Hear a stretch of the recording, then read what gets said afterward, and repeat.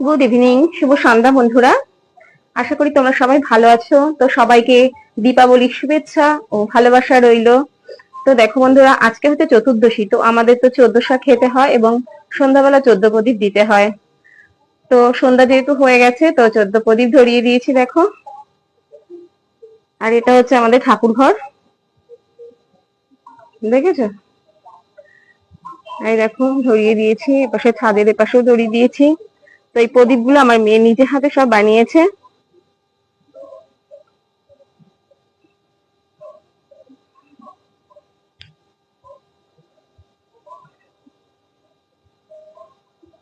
দেখো, এই দেখো আলপনাটা আমার মেয়ে নিজে করেছে।